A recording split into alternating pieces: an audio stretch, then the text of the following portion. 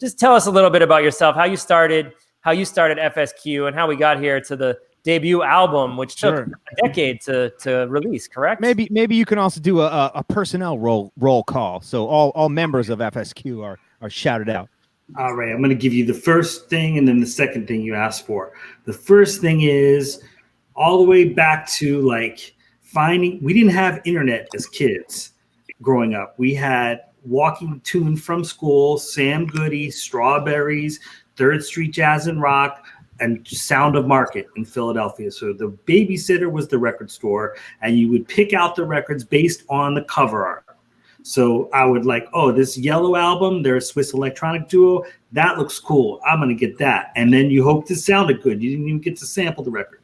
So I grew up on this steady diet of music. And to Fonda's point about the time when Fonda was out, the genre tags weren't around. Genres weren't a thing. If a record was good, it's like Larry Levan at the Paradise Garage. If a record was good, it got played. Didn't matter if it was a new wave record or R&B record or early hip hop record or proto house record. It just got played. So this was the kind of era of music that I was raised on. And hopefully, let me hold this dog because she's gonna bark. So that was the era. That's the era of music I was raised on, and those records that that Fonda's on. And so that gave me a real musical idea. And I made my father go buy me a Roland Juno 6. It's actually sitting right here. Roland Juno 6 for my bar mitzvah, and a a Yamaha 4-track. It's pronounced Yamaka. Yeah. And I made my first records at 13. That was a Jewish joke, Fonda. I made a record. I'm going to get to the whole story, but the bottom line is I was deep into music. I made my first record at 14, 13 called Sick of It. My second record at 15 was called Get Stuffed because I like to eat. And yeah, I like to eat.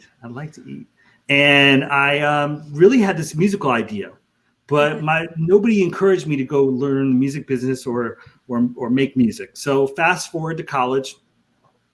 I was super into funk. I met George Clinton. I told George Clinton I was going to go perform with him.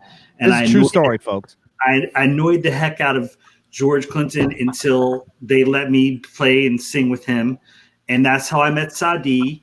And Sadi and I and Billy Bass Nelson, who was the bass player from Funkadelic, and Gabe Gonzalez is a drummer.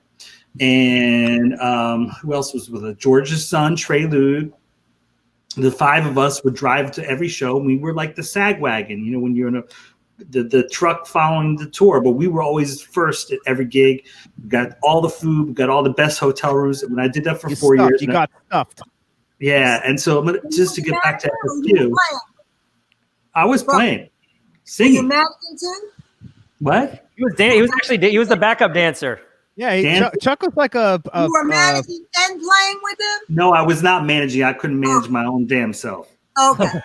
I was acting a fool with George's son, Trey Lude, and we had a shtick every night where we come do 2 songs. We do Booty and another song called Yank My Doodle.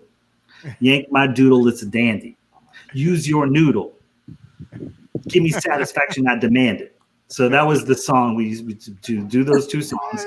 And what I was saying, Sadi was not Harry Hippie. You know how you say found that you and Sadi were on the phone all the time talking? Sadi changed. He became this hippie dippy guy. And that's why he was giving you all the love and talking on the phone. Back then, Sadi was hardcore hip hop. He was with Tame One and the Artifacts, and he was deep into hip hop. And I did not barely talk to Sadi the whole time we were driving because I was scared of Sadi. He was like hardcore hip hop. He was like gangster. Yeah. So fast forward, we did the touring. I cut an album in Bill Laswell's studio called Chuck the Funk, The Squishy Declaration. And I failed at it because the one thing I learned, and this is for Fonda and Dolette, who's here too. The one thing I learned is I'm a good songwriter, but I should not be singing my own songs. At least, like, I sing my own songs on stage and it comes out okay because it's kind of like James Brown type of stuff. But when you do not want me on a record unless you're going to give me like $100,000 for vocal lessons. It's not happening. So someone like Fonda, incredible that she can bring my vision to, and you sound incredible on 11 a.m. That's Agreed. A song about me and Sadi coming home. Sometimes it doesn't come out the first time. Sometimes it may not be right. Sometimes you got to do it 50 times before you understand that you have to approach it another way.